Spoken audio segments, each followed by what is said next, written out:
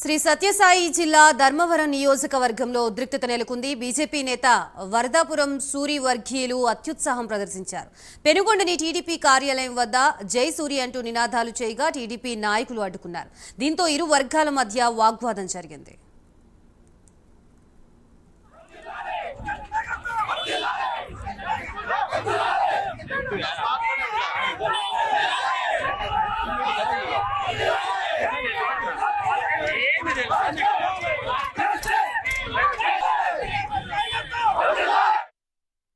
శ్రీ సత్యసాయి జిల్లా ధర్మవరం నియోజకవర్గంలో ఉద్రిక్తత నెలకొంది. బీజేపీ నేత వరదాపురం సూరి వర్గీయులు అత్యుత్సాహం ప్రదర్శించారు.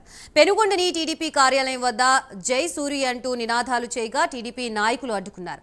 దీంతో ఇరు వర్గాల మధ్య వాగ్వాదం జరిగినట్లుగా తెలుస్తోంది. దీనికి సంబంధించి కంప్లీట్ డీటెయిల్స్ ఇవ్వడానికి మా ప్రతినిధి విజయ్ సిద్ధంగా ఉన్నారు. విజయ్, గాయత్రి, ఈ రోజు అనంతపురం జిల్లా పెనుగొండలో రా కదలరా కార్యక్రమం అయితే మాజీ ముఖ్యమంత్రి చంద్రబాబు నాయుడు గారి ఆధ్వర్యంలో జరుగుతుంది. అయితే ఇదే కార్యక్రమానికి సంబంధించి ధర్మవరం నియోజకవర్గంలో వరదాపురం సూరి వర్గీయులు, అంటే ప్రస్తుతానికి బీజేపీలో ఉన్న మాజీ ఎమ్మెల్యే వరదాపురం సూరి వర్గీయులకి ప్రస్తుత ధర్మవరం నియోజకవర్గ ఇన్ఛార్జ్ పరిటాల శ్రీరామ్ వర్గీయులకు మద్దతు అయితే గలాట అయితే జరిగినట్టయితే అంటే ఈ సంఘటన తీవ్ర ఉద్రిక్తతగా మారినట్టయితే తెలుస్తుంది. అయితే ఈ రా కదిలరా కార్యక్రమానికి జన సమీకరణలో భాగంగా పరిటాల శ్రీరామ్ దాదాపు 200 వాహనాలు ఏర్పాటు చేసి అయితే కార్యకర్తలను అయితే సభాస్థలికి తీసుకెళ్లడం జరుగుతుంది. అయితే దాదాపుగా 5 సంవత్సరాల నుంచి బీజేపీలో కొనసాగుతున్న ధర్మవరం మాజీ ఎమ్మెల్యే వరదాపురం సూర్యనారాయణ ఈ రోజు తెలుగుదేశం పార్టీలోకి చేరాలని దాదాపు 650 వాహనాల్లో అయితే ప్రజలను అయితే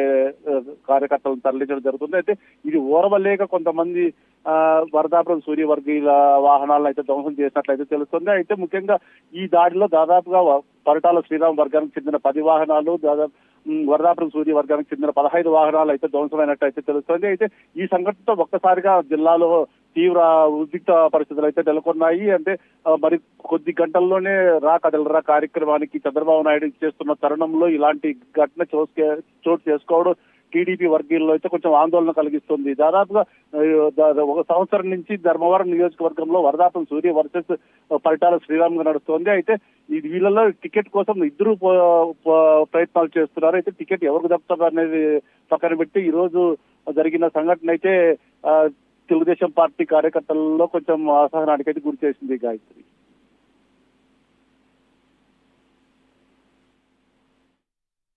విజయ్.